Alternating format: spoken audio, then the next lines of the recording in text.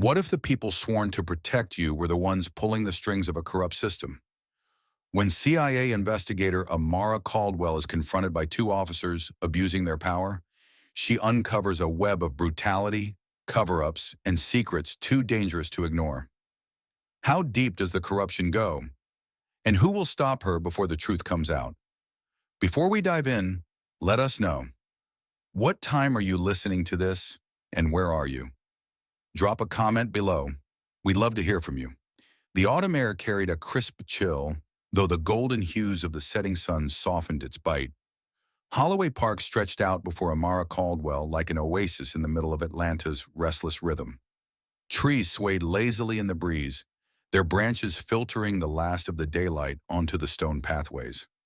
Families wandered past, some with strollers, others with dogs trotting beside them.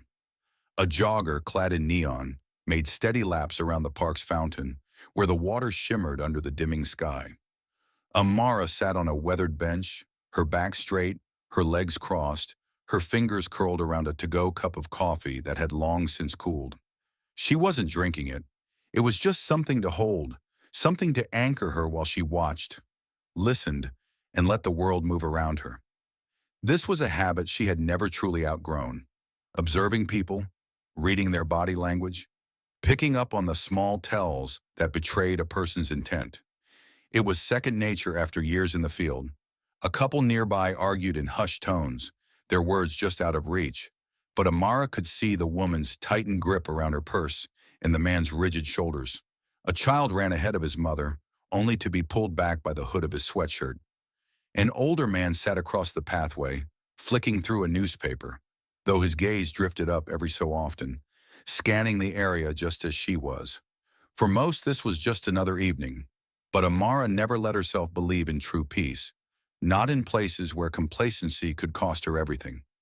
She stretched her legs, glancing at her watch. The brief moment of stillness had been nice, but she was never one to linger too long. It was time to move. As she stood, adjusting the strap of her leather bag over her shoulder, two uniformed men stepped into her path. She spotted them before they spoke. Two white officers, their posture exuding the kind of confidence that came from years of unchecked authority. "Well now, don't see folks like you around here much at this hour," the taller one said, his voice smooth but laced with something more pointed beneath the words. His name tag read O'Reilly. His partner, younger, blonder, and just a little less sure of himself, shifted on his feet but didn't look away. The name Henderson gleamed on his badge. Amara didn't react immediately. She simply studied them, her expression unreadable. "Folks like me?" she repeated, her voice even. O'Reilly smirked, but it didn't reach his eyes. "You know what I mean. Fancy outfit, walking alone, looking like you own the place." Amara wasn't surprised. She had seen this play before. She exhaled through her nose, already making a note to report this later. "I wasn't aware public parks had a dress code." Henderson hesitated, as if debating whether to speak, but O'Reilly pressed on. "ID," he said, holding out his hand expectantly. "Let's see it." She tilted her head slightly, amusement flickering in her dark eyes. "And what exactly is my offense?" O'Reilly's smirk deepened, though irritation crept in at the edges. "Call it a routine check." Amara remained still, her instincts calculating the situation with the same precision she applied in every field operation. Henderson looked uncomfortable, perhaps not fully on board with O'Reilly's tactics. That could be useful. "I'd rather not waste either of our time," she said finally, stepping forward. But O'Reilly moved too, just enough to close the distance. His hand lifted, fingers grazing the hem of her dress, just a whisper of a touch. But it was deliberate, a power play. Amara went still. There was a beat of silence, the kind that stretched long enough for Henderson to shift uneasily behind his partner. O'Reilly's smirk hadn't faded, but his grip around the radio on his shoulder tightened, a silent challenge. Amara's response was measured, practiced. No sharp movements, no immediate recoil. She reached into her coat pocket and retrieved a small black leather wallet. Then, with deliberate calm, she flicked it open. The metallic glint of a CIA badge caught the fading sunlight. The smirk on O'Reilly's face dropped instantly. Henderson's Adam's apple bobbed in a visible gulp. Amara watched them carefully, letting the weight of her silence fill the space between them. "Now," she said, voice cool and unwavering. "Do you still need to see my ID?" For the first time since approaching her, neither man spoke. O'Reilly's jaw tightened, his hand clenching at his belt.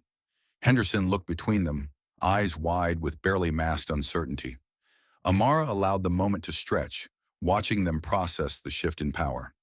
Then, without breaking eye contact, she pulled out her phone, scrolled through her contacts and pressed a button. The line rang once before a voice picked up. "I need a background check," she said, her gaze still locked onto O'Reilly's. "2 officers, Midtown Atlanta Precinct. Send me everything you've got in 10 minutes." The tension in the air was palpable. O'Reilly took half a step back, masking it as a shift in weight. Henderson finally exhaled, shoulders losing some of their stiffness. Amara snapped her wallet shut, sliding it back into her coat. "Enjoy the rest of your evening, officers," she said smoothly before stepping around them. She didn't need to look back to know they were still frozen in place. But as she walked away, the weight of the moment settled deeper in her chest. This wasn't just a random encounter. There was something more here, something that had to be uncovered. And Amara Caldwell wasn't one to leave things unfinished.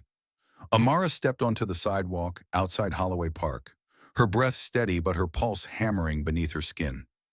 The encounter had been brief, a handful of words exchanged, but the weight of it sat heavy in her chest. Not because she had been caught off guard. She had dealt with men like O'Reilly before. It was because she had seen this pattern unfold too many times. And for too long, too many had gotten away with it. The night air carried the scent of damp pavement and the faint bitterness of burnt coffee from a nearby food cart. Streetlights flickered to life, casting long shadows on the ground. She tightened the strap of her bag, her fingers brushing against the smooth leather, grounding herself. Her mind drifted to a memory, one she had buried under years of discipline and steel resolve. She had been 10 years old, sitting in the back seat of her father's car. They had been driving home from a family gathering, her mother humming softly to a song playing on the radio. Then the flashing lights had appeared behind them. The officer had made her father step out. The man had been young, cocky, and white. He didn't care that her father was a respected professor or that they lived in a good neighborhood. He only saw a black man behind the wheel of a nice car. She remembered the way her mother's hand had gripped hers tightly, the way her father's voice had remained calm even when the officer had accused him of looking out of place. No ticket had been issued. No crime had been committed. But the officer had taken his time letting them go, ensuring her father felt small before allowing him back into the car. That night she had vowed something. She would never let herself or anyone she cared about feel powerless like that again. And tonight, it wasn't just about her. She pulled out her phone and dialed. "Marcus." The voice on the other end was smooth but carried the sharpness of someone always a step ahead. "Amara, what's going on?" "Meet me. Java House on Peachtree." A pause. "That's serious." "Yeah," she said, already heading that way. "It's serious." The cafe was nearly empty. The scent of roasted beans thickened the air. Soft jazz played over the speakers, mixing with the quiet hum of an espresso machine. Amara sat in a corner booth, her back to the wall, a habit she had never broken. Marcus Ellison slid into the seat across from her, his dark eyes scanning her face before he even spoke. He had the lean build of someone who spent more time analyzing than fighting, but Amara knew better. Marcus was lethal in ways most people never saw coming. "You gonna tell me what this is about?" he asked, setting his phone face down on the table. Amara took a sip of her coffee, letting the heat settle the tightness in her chest before she spoke. "I had a run-in with 2 officers tonight, Midtown Precinct, Darren O'Reilly and Blake Henderson." Marcus exhaled sharply, shaking his head. "Tell me you didn't—" "I didn't start anything," she cut in, "but I didn't let it slide either." Marcus rubbed a hand over his jaw. "Look, I get it, but you're CIA, Amara. This isn't our lane." Amara leaned forward, her voice low but firm. "That's where you're wrong. You and I both know this isn't just 2 bad cops. This is a system, a pattern, and I'm not letting it slide." Marcus studied her for a moment before sighing. "You have anything solid?" "Not yet," she admitted, "but I need you to dig." He didn't answer right away. Instead, he pulled out his phone and started typing. "Marcus, I'm already looking," he muttered, his eyes scanning the screen. Give me a sec. A minute passed, then another. Amara watched his expression shift from mild curiosity to something sharper. He turned the phone so she could see. A case file. O'Reilly's name at the top. And beneath it, a list of complaints spanning years. Excessive force, intimidation tactics, but no formal charges. Then another file. Blake Henderson, a rookie with barely a year in the force, but already connected to the wrong people. Marcus swiped to another screen. O'Reilly was under investigation 3 times. 2 cases involving black men who ended up hospitalized. Both times, the charges disappeared. 3rd case? No witnesses. Amara's fingers curled into a fist against the table. And Henderson? New, but not clean. Word is, he's got a big-name sponsor in the department protecting him. Amara exhaled slowly, trying to suppress the rage rising in her chest. So we're not dealing with just 2 bad apples. Marcus set his phone down and leaned back, watching her carefully. We're dealing with a whole damn tree. A heavy silence settled between them. Amara had come here for confirmation, for proof that she wasn't overreacting. But what she had now was something bigger.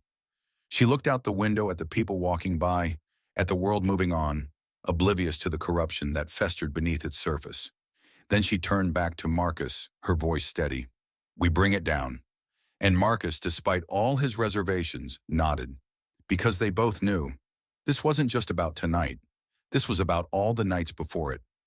Morning sunlight streamed through the glass windows of the CIA field office in downtown Atlanta, bouncing off the polished floors and casting long, angular shadows along the hallway. The air carried a distinct chill, the kind that came with too much recycled air and too little warmth. Amara strode past the rows of cubicles, her heels clicking softly against the tile. Most of the agents stationed there were already deep in their work, murmuring into headsets or scrolling through classified reports on their monitors. The hum of quiet urgency filled the space, but her focus was locked on one thing: getting the approval she needed to take O'Reilly and Henderson down properly. As she reached the briefing room, the frosted glass door slid open automatically. Inside, her superior, Deputy Director Paul Kessler, sat at the head of the long conference table.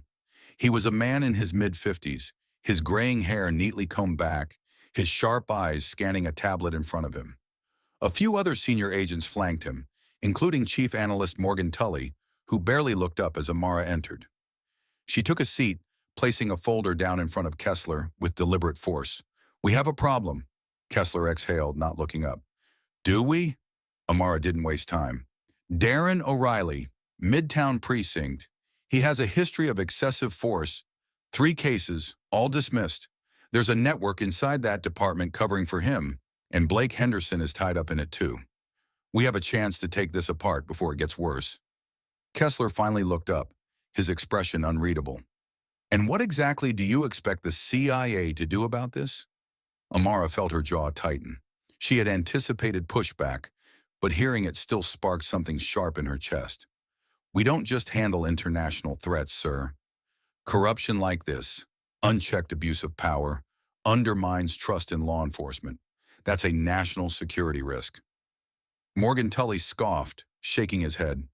You're overreaching, Caldwell. This isn't our jurisdiction. The Department of Justice handles this kind of thing. They haven't, Amara countered, her voice measured but firm. O'Reilly should have been off the streets years ago, but every investigation into him has disappeared. That doesn't happen by accident. Kessler leaned back in his chair, studying her. And what do you think happens if the CIA starts probing local law enforcement? It becomes a political nightmare. Amara felt the room closing in. She had worked under Kessler long enough to know when his mind was already made up. So you're saying we just ignore it? I'm saying, Kessler said slowly, that we pick our battles wisely. Silence settled in the room, thick with unspoken words. Amara clenched her hands into fists beneath the table. If you want to go after this on your own time, fine, Kessler finally said. But this office is not opening a formal investigation. Do I make myself clear? Her pulse pounded in her ears. She forced herself to nod. Crystal. The news had already reached the wrong ears. Inside the Midtown Atlanta Police Department, Darren O'Reilly sat at his desk, scrolling through his phone with a deepening frown.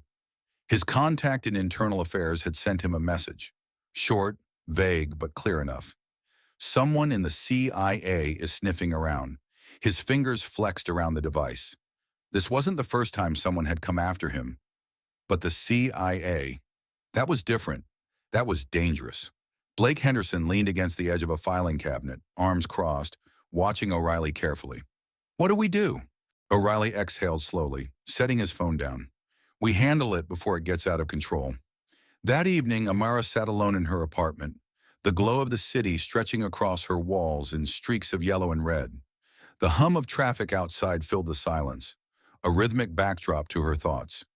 She hadn't touched the takeout container sitting on her coffee table, its contents long gone cold. Instead, her eyes remained fixed on her laptop screen, the harsh blue light reflecting in her tired gaze. Marcus had sent over a trove of files, complaints buried under bureaucracy, investigations abruptly closed, victims whose voices had been drowned in silence, names she didn't recognize, stories that had never been told. She scrolled through one after another, her fingers tightening around the trackpad as familiar patterns emerged. Excessive force, fabricated reports, justified shootings, each case different, yet eerily the same. This wasn't just about Darren O'Reilly and Blake Henderson. This was bigger, a deep systemic rot that had gone unchecked for years. Her phone buzzed against the wooden table, jolting her from her thoughts. She glanced at the screen. Unknown caller. Her stomach tightened. She hesitated, then swiped to dismiss the call. A second later, the voicemail notification appeared. Frowning, she tapped the screen, bringing the phone to her ear. At first, only silence. Then, a voice. Low. Controlled. "I know who you are, Caldwell." A chill traced the back of her neck, but she didn't move. "You think you're untouchable." A pause. "You're not." The voice was steady, deliberate, as if the speaker had all the time in the world. "Walk away before it's too late." Then the line went dead. Amara remained still, her fingers tightening around the phone. A slow exhale escaped her lips, measured, controlled. Not fear, something else. Confirmation. She had been right, and now they knew she was coming. She set the phone down, staring at it for a long moment. The game had officially begun. The glow from Amara's laptop cast flickering blue light across her dimly lit apartment. The clock on the wall read 2:47 a.m., but she wasn't anywhere near sleep. Instead, she scrolled through the files Marcus had sent over, her eyes locked onto a single entry that had her blood running cold. 2 years ago, a homeless man named Lewis Carter had been beaten unconscious by an officer in a downtown alley. The injuries had been severe: broken ribs, a fractured skull, internal bleeding. Carter had barely survived, but somehow no official report existed. No charges, no internal review. It was as if the attack had never happened, except it had, and the officer responsible, Darren O'Reilly. The screen in front of her showed a summary of the case pieced together from scattered witness accounts and suppressed medical reports. But what caught her attention most was a single damning line at the bottom of the page. Video evidence exists, but access is restricted to internal police networks. She exhaled sharply, leaning back in her chair. A video. Proof that O'Reilly had done this. Proof that the system had protected him. If they could get it, there would be no more hiding, no more excuses. But that was the problem.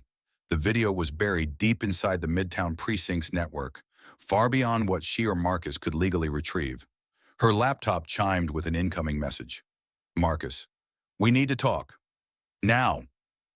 Java House was nearly deserted by the time she arrived, the scent of stale espresso and fading conversations hanging in the air. Marcus sat in their usual booth, his laptop open, his fingers drumming anxiously against the table. He barely waited for her to sit before spinning the screen toward her. "I found it," he said. The screen showed a grainy black and white thumbnail, an alleyway, a lone figure standing over another slumped against a wall. It was time-stamped from 2 years ago. "That's him," Marcus continued. "O'Reilly. But the full video is locked inside the precinct's digital storage. No external access, no cloud backup. If we want it, we need to get inside," Amara finished for him. Marcus nodded.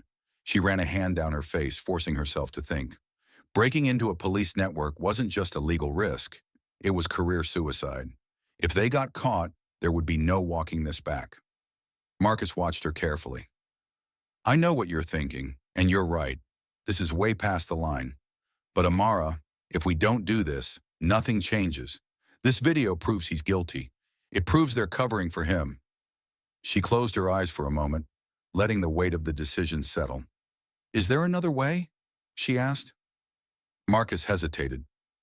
We could try going through the courts, file an official request, push for an internal review, but that could take months, years even, and by then, the video could disappear. Amara exhaled slowly. She had always played within the rules, but the rules had never been designed for people like her to win. She opened her eyes and met Marcus's gaze. We get the video, she said, her voice steady. The city felt different at night, more silent, more watchful.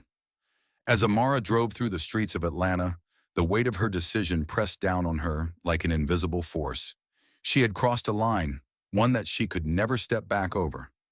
If anyone at the agency found out what she was about to do, she wouldn't just lose her job. She'd be burned, discredited, and left with nothing. But the alternative, letting this rot fester, knowing that she had been inches away from the truth and had walked away, that wasn't an option. She pulled into an underground parking garage and killed the engine. A single text from Marcus flashed on her screen. Inside, booth in the back. Java House was closing soon, its usual warmth replaced by the sterile hum of a nearly empty cafe. The barista was wiping down the counters, a bored expression on his face, barely glancing at her as she stepped inside. Marcus sat near the back, his laptop open but angled toward the wall. Across from him sat a man Amara hadn't seen in years. Ethan Price, former cybersecurity specialist for the Department of Defense, now a ghost operating in the shadows. Ethan looked up, his sharp blue eyes scanning her face. Well, well, I figured if anyone was reckless enough to ask for my help again, it'd be you. Amara ignored his smug tone and slid into the booth. I need access to Midtown's internal files. Ethan smirked, leaning back in his seat. You don't ask for much, do you? Marcus tapped his fingers against the table impatiently. Can you do it or not? Ethan exhaled, stretching his arms. Breaking into a police department's database isn't a weekend project. Their security is layered, and internal data like video evidence, that's deep storage, not something I can just pluck off the surface. Amara studied him. But, Ethan continued, if I can get inside their network, physically, I can pull whatever you need. Silence settled between them. Getting inside meant more than just hacking. It meant a physical breach, plugging directly into their system. Marcus shook his head. That's too risky. We're talking full surveillance, security checkpoints, officers everywhere. Amara exhaled slowly. You get us inside, she told Ethan, her voice level, and I'll handle the rest. Ethan chuckled.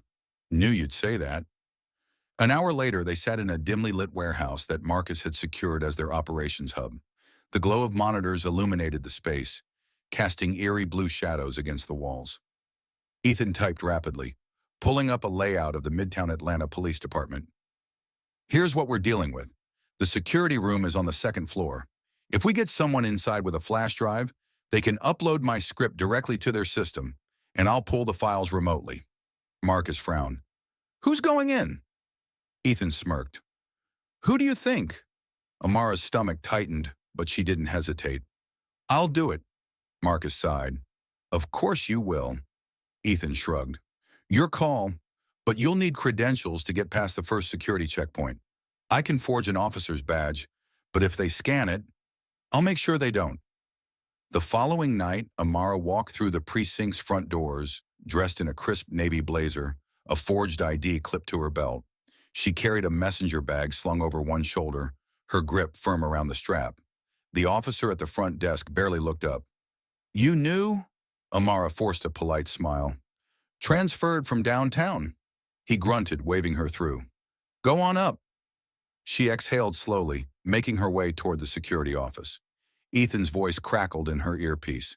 You're clear for now. Camera feeds are looped for 60 seconds at a time. Make it quick. She turned a corner, her heartbeat hammering in her ears. A locked door marked authorized personnel. Only loomed ahead. She pulled out a stolen keycard and swiped. The light blinked green. Inside, rows of monitors displayed live footage from the entire precinct. The room was empty. Whoever was on shift had stepped away. She reached into her bag, pulling out the encrypted flash drive Ethan had given her. Plugging it into the system, she tapped her earpiece. "You're in." Ethan's fingers flew across his keyboard miles away. "Retrieving files now. 10 seconds." Amara glanced at the monitors. A familiar face caught her attention. Darren O'Reilly pacing near the locker room, his expression tense. Then Ethan's voice cut through. "Holy, Amara, you need to see this." She turned toward the screen. A new file had surfaced, one Ethan hadn't been expecting. Not just video evidence of O'Reilly's attack on Louis Carter, but a folder labeled Operation Watchtower, a detailed list of officers, including O'Reilly and Henderson, tied to an internal network covering up illegal detainments, missing persons, and planted evidence. Amara felt her stomach drop. "This isn't just corruption," Ethan muttered. "This is a whole damn operation." Marcus's voice came through the comms, his tone grim. "Amara, we need to pull you out. Now." She unplugged the drive and turned to leave. Then she saw it, a reflection in the monitor. Someone standing in the doorway behind her. She turned sharply, her pulse spiking. O'Reilly. And he wasn't alone.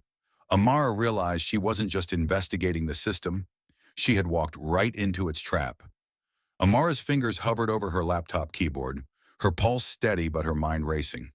The files she had extracted from the precinct were now sitting in a secure drive, encrypted, waiting to be exposed. The video of O'Reilly's brutality was damning, but Operation Watchtower, that was bigger. That was the kind of evidence that could take down not just one or two corrupt officers, but an entire system built to protect them. And if she made the wrong move now, that system would swallow her whole. Her options were limited. Taking this to the CIA officially was no longer an option. Kessler had already made it clear where the agency stood. If she went to the Justice Department, it could take months, and by then, she had no doubt the files would somehow disappear, the evidence buried under bureaucracy. She needed an ally outside the system, someone untouchable. A name surfaced in her mind. Noah Lawson, investigative journalist, uncompromising, unbought. She had worked with him once before, years ago, feeding him a lead on a corporate whistleblower case.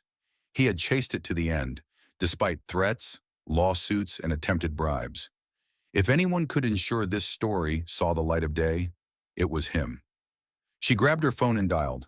The call rang 3 times before a gruff voice answered. "Didn't expect to hear from you, Caldwell." Amara didn't waste time. "I have something for you. Something big."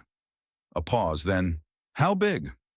"Systemic corruption, a network inside Midtown PD covering up police brutality, disappearances, planted evidence, and I have proof."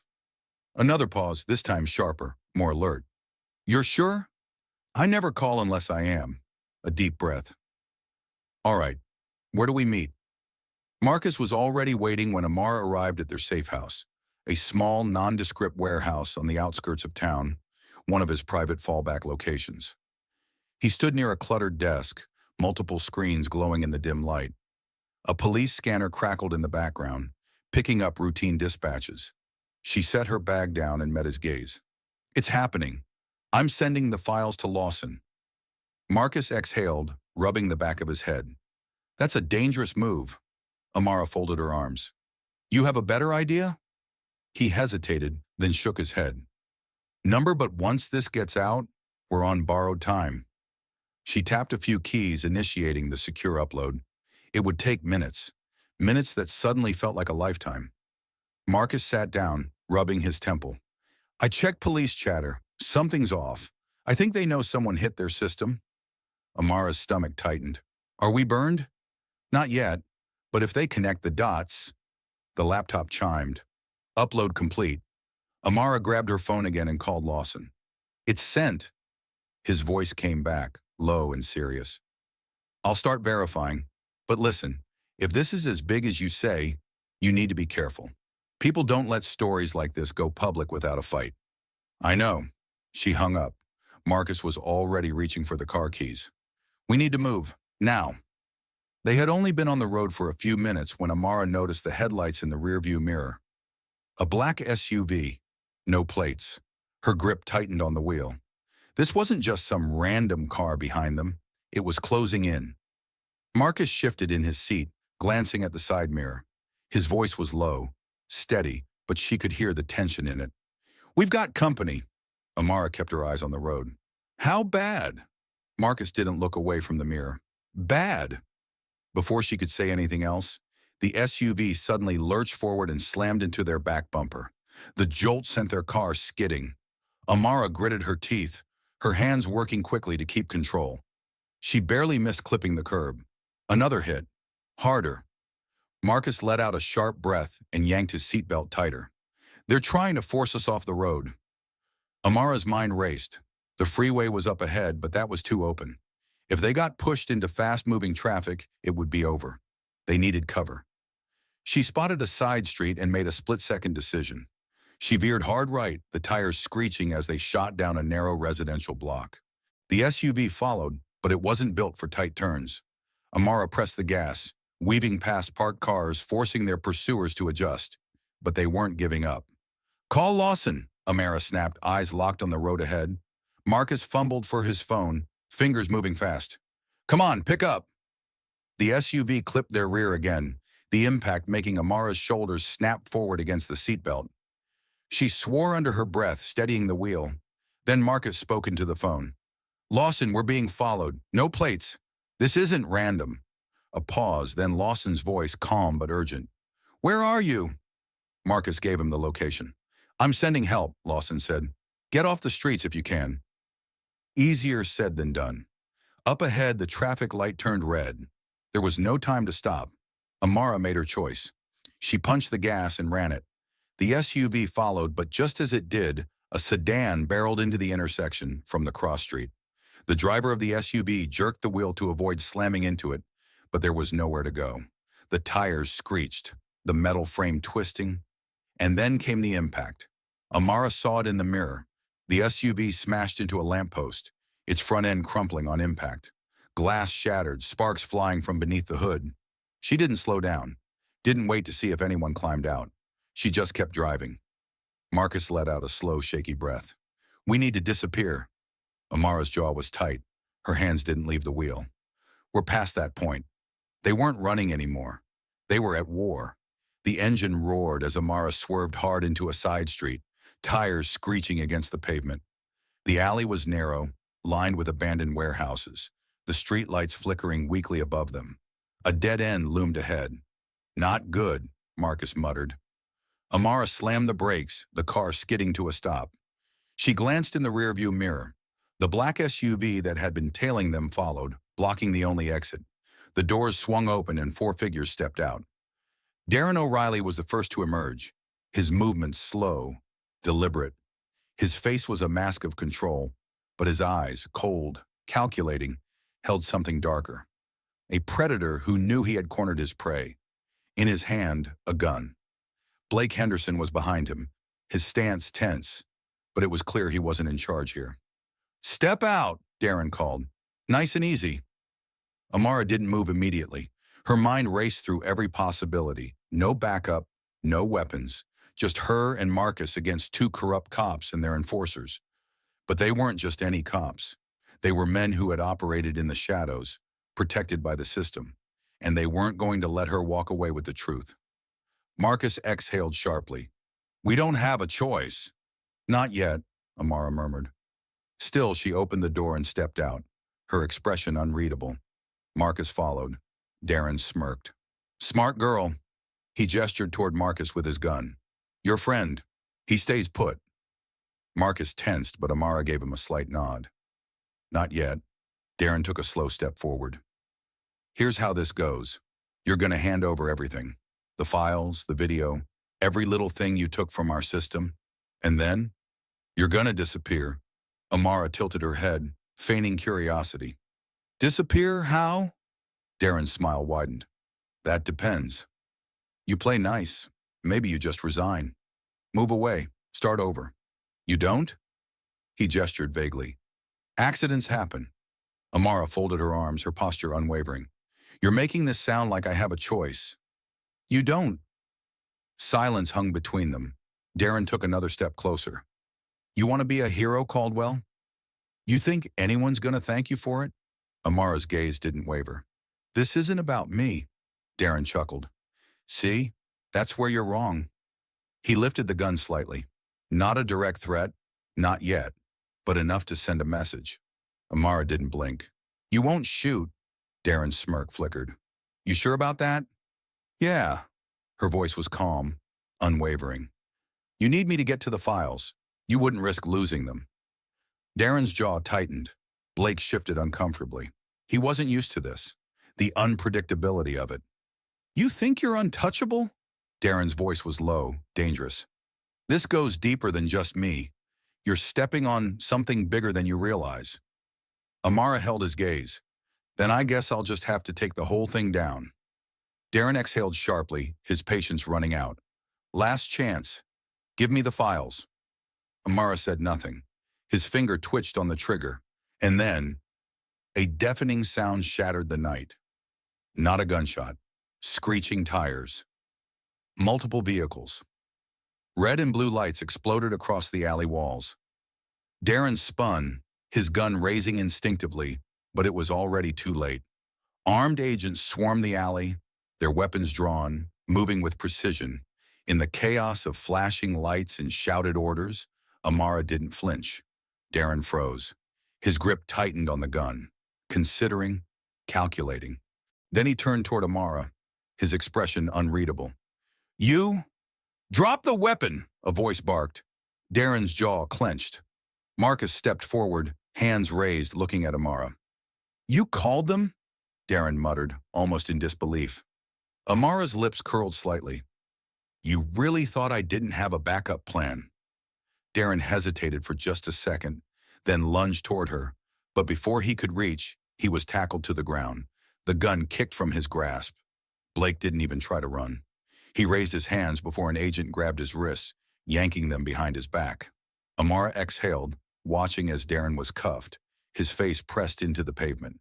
She crouched down next to him, meeting his furious gaze. Game over, she said quietly. And just like that, the predator became the prey. Amara stepped out of the CIA field office, the cool evening air brushing against her skin as the sun dipped low on the Atlanta skyline.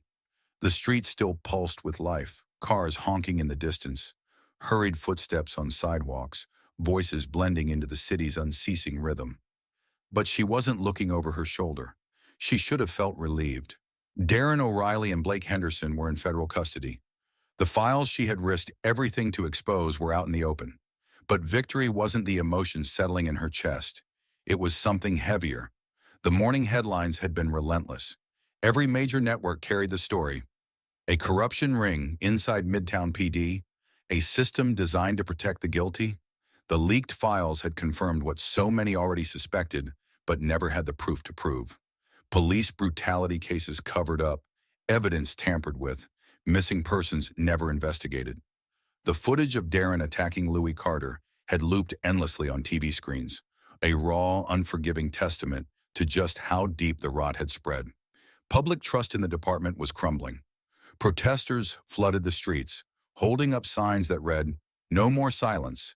Justice delayed is justice denied," and "Dismantle the corrupt." The backlash was fierce. Amara's phone vibrated in her pocket. She pulled it out, her eyes scanning the notification on the screen. Breaking. Multiple officers suspended amid growing scandal. Investigation widens to include senior leadership. She let out a slow breath. It was happening, but she knew better than to celebrate.